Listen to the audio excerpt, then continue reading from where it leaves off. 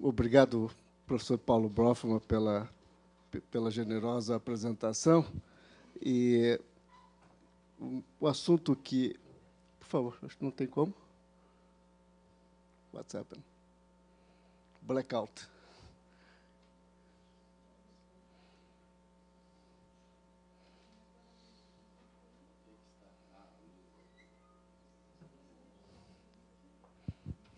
Oi. Então, o assunto que eu vou abordar é neurociências, nova tecnologia e seus limites, mas eu gostaria inicialmente de dar uma contextualizada nesse assunto, e eu não tenho controle aqui, acho que tu vai ter que olhar para mim que eu... Ok? Então, primeiro, ver a relevância desse tema, que é neurociências, esses aspectos, esses limites tecnológicos. Eu gostaria de salientar uma busca aqui no Google, que eu fiz no dia 11. Se a gente cruzar, sempre ver o que nós obtemos de resposta, entrando com neuroscience, nós temos aqui 194 milhões de achados. Neuroscience and Ethics, 9 milhões. Ok? Se eu ponho só Neuroethics, temos 335 mil. Neurotecnologia, 516 mil. Neuromarketing, que eu acho que é um subproduto que está crescendo, nós temos quase 1.600.000. Obrigado, hein? Isso me salva. Então, eu ponto para cá, né? Então, a neuroética, ela está na agenda.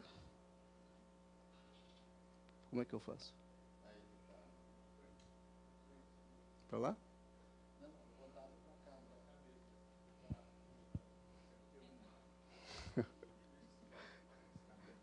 A neuroética conspira.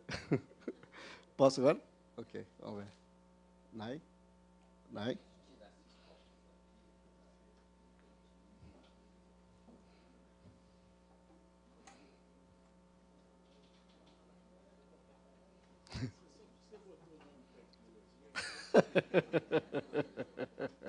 Voltamos na lógica. Vamos ver agora. Agora deu. Perfeito. Então, assim, a neuroética está nessa agenda, né, que é uma questão relevante, que são esses três aspectos que eu acho que eu gostaria de salientar, acho que são importantes para o fórum. Essa relação neurociência, ética e neuroética, e a questão da neurotecnologia. E por que isso tornou-se tão importante? Porque existe hoje realmente uma neuromania. Quer dizer, um dos aspectos que chama a atenção, eu acho que talvez alguma coisa deve estar presente em qualquer revista ou qualquer jornal, qualquer divulgação, e é realmente algo que atrai o leitor. Então, nós temos neuro para tudo. Neuromania, neurocultura, nós temos neuroeconomia, neuromarketing, nós temos neuroteologia e nós temos neuropolítica, e assim vai. Neurosociologia. Então, não falta o que não tenha com a palavra neuro. De certa forma, assim dizer que é um conceito de que o sujeito cerebral seria uma nova maneira de definir o ser humano. E isso termina entrando em todos esses aspectos, e por isso que neuro é tão explorado. Mas, da onde vem e aonde que são os riscos que as novas tecnologias nos trazem nessa relação, nesse diálogo neurociência, neurotecnologia e aspectos éticos? É o risco que se corre de uma nova frenologia, né? Ou seja, a questão do mapeamento cerebral, que tem tido uma série de investimentos, tanto na Europa quanto nos Estados Unidos. Agora, o próprio governo Obama ele inicia um novo projeto com grande investimento na área de brain mapping. Okay? Então, nós corremos risco de voltar a Franz Gall. Mas, por que houve esse avanço, esse interesse tão grande em relação a esse aspecto? Se nós recordarmos, saindo da frenologia de Franz Gall, quer dizer, nós estávamos falando de localização das funções no crânio, ou seja, externo, nós passamos por uma fase de reconhecer que no cérebro estão... Mas quando foi isso? 1848, com esse acidente, o acidente de Phineas Gage, durante a construção de uma ferrovia em Vermont, em que um acidente determina a perfuração do seu crânio e, por uma barra, durante a tentativa de remover, detonar uma rocha, e que esse indivíduo ficou conhecido porque ele sobreviveu a essa transfixão do cérebro, mas não ao fato que ocorreu depois, que foi o mais relevante, que foi a mudança de comportamento. Só que, a partir de 1848, todo o avanço nessa área do conhecimento do cérebro humano, ele vai se basear em quê? Em lesões do cérebro, ou patologias do cérebro, e não em estudos funcionais que se permitisse avaliar o cérebro. Com o advento das novas tecnologias, foi possível, de in vivo, e com técnicas não invasivas ou pouco invasivas, partir para o estudo das funções do cérebro. Então, isso foi que deu o boom que levou a esse aspecto da neuro alguma coisa. As três técnicas mais utilizadas, de longe, em primeiro lugar, a ressonância, somente de alto campo, o SPECT, que permite ver mais estados perfusionais, e o PET, que permite mais ver metabolismo dessas áreas. E por que isso foi importante? Porque isso permitiu aportar um conhecimento, que é um conhecimento funcional do cérebro humano, durante a atividade, durante algum teste que se determina para esse indivíduo. Bom, então, quais são essas questões? A ressonância permite imagens como essa aqui, em que vocês veem áreas de ativação aqui em vermelho, na região posterior, área visual, durante o quê? Durante um procedimento de ressonância magnética, em que o indivíduo é submetido a determinadas tarefas. O PET já permite avaliar mais metabolismo, neurotransmissores, receptores em vivo, e o SPECT mais a questão de perfusão. Quais são as consequências disso? É que a ressonância, ela, na realidade, vai avaliar, ela utiliza um paradigma, que ela vai avaliar as funções, durante essa testagem, em função do consumo de oxigênio, ou seja, parte do princípio de que as áreas mais ativas envolvidas com aquela função vão consumir mais oxigênio. Isso é mais ou menos como isso de decodificar o estado mental. Então, é possível não só se entender quais são as áreas ativadas durante um procedimento, mas o inverso, tendo as áreas ativadas, tentar entender quais são as escolhas, opções que o indivíduo fez. Então, isso está levando a algumas fantasias que, de repente, o indivíduo está com o seu cérebro lendo, e a gente está sabendo, poderia, de certa forma, decodificar o que está lendo. Isso leva ao que se chama de brain reading, né? Quer dizer, a leitura da mente, a leitura do cérebro. E isso, evidentemente, leva a grandes preocupações, a leitura da mente, e essas preocupações partem por várias questões. Uma das questões que é avaliar se o indivíduo está dizendo ou não a verdade. São detectores de mentira, por exemplo, implicações legais, por exemplo, mas uma série de outras preocupações, que é a questão de quanto essa tecnologia poderá nos tirar ou nos levar à perda da individualidade e alguns vieses, por exemplo.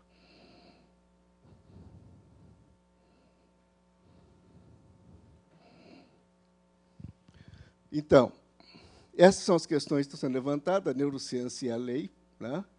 Que essas imagens, neuroimagens, elas podem ser preditoras de competências e de cognição, elas podem ser preditoras de comportamento e podem ser utilizadas como detector de mentiras.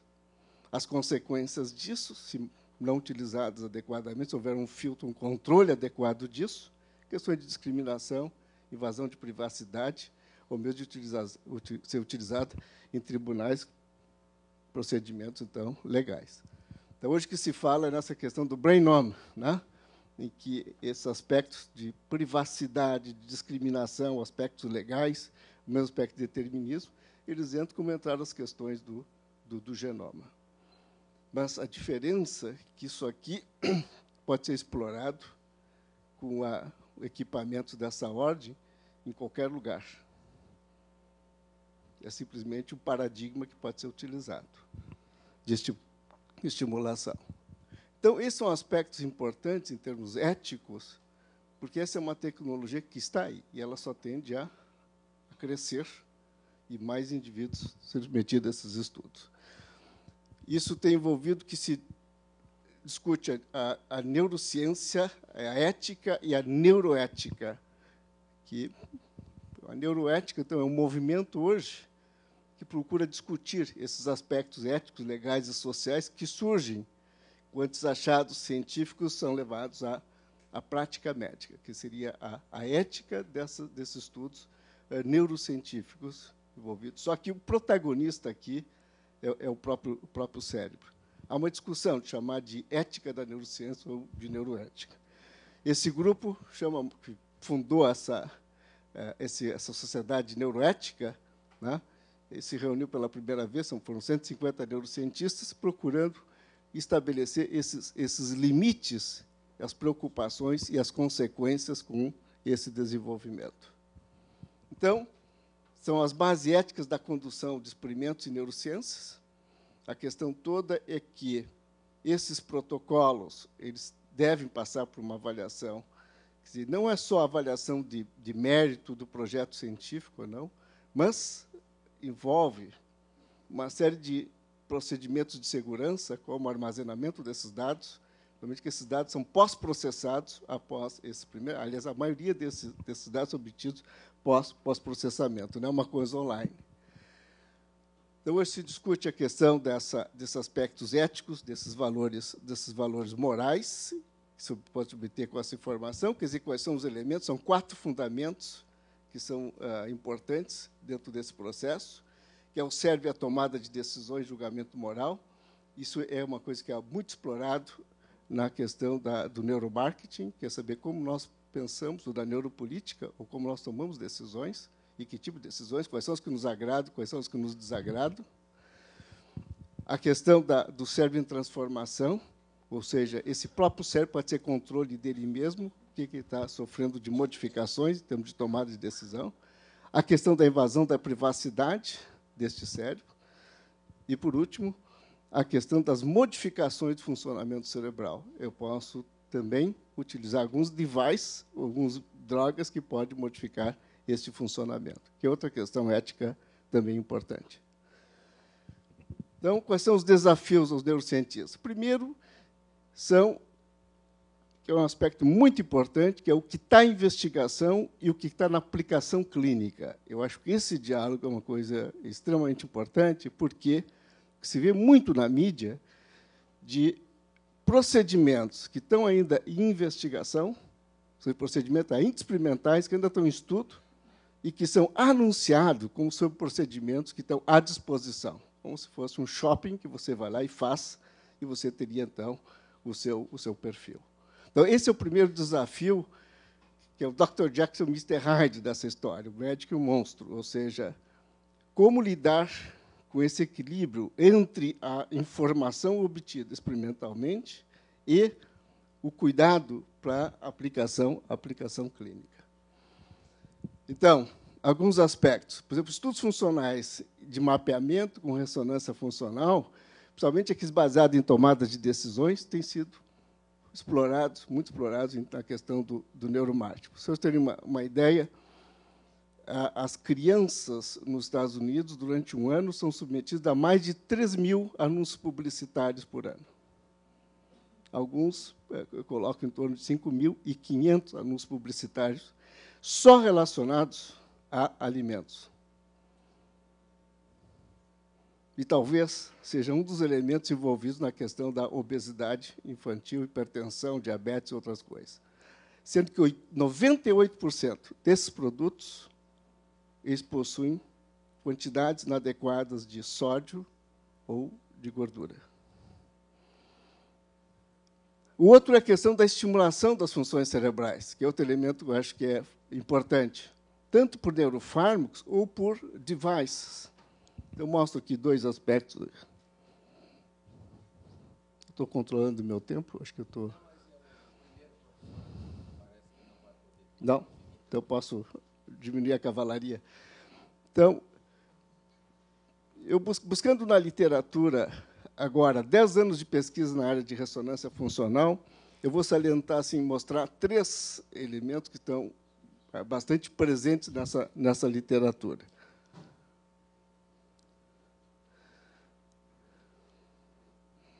Então, aqui vocês têm, quando se busca por ressonância e ética, e quando se busca, em azul, somente por neuroética.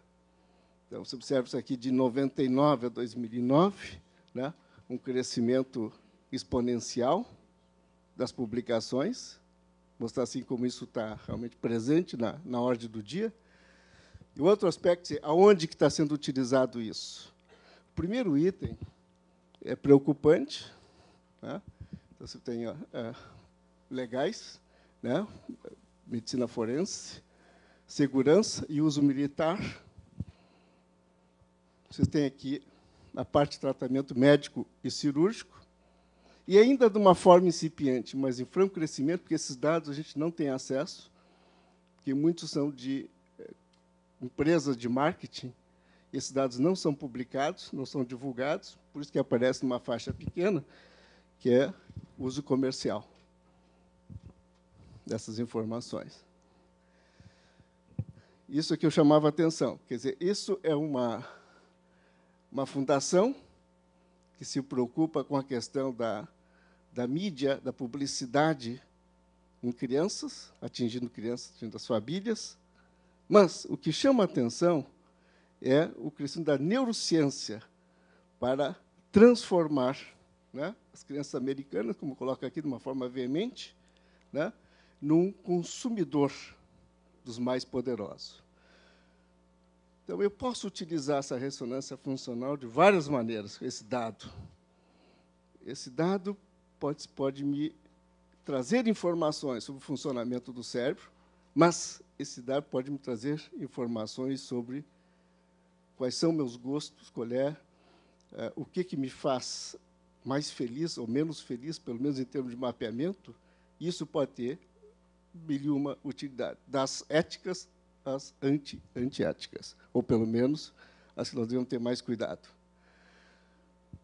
Isso vale também para as questões de fármacos que, de certa forma, são fármacos que estimulam ou que ativam a nossa cognição, o nosso humor, né, chamados smart drugs, né, ou seja, neuropsicoestimulantes, que são utilizados. Quer dizer, é uma preocupação hoje, porque muitos jovens universitários estão utilizando isso, sem ter indicação, sem ter nenhum transtorno, mas simplesmente como elementos que pudessem aumentar a sua capacidade cognitiva, né? Então, são fármacos que se propõem a estimular ou ativar esse melhor desempenho intelectual, baseado de que eles possam, na realidade, melhorar a atenção, mas a crença deles é que isso aumentaria também a capacidade cognitiva em outros setores.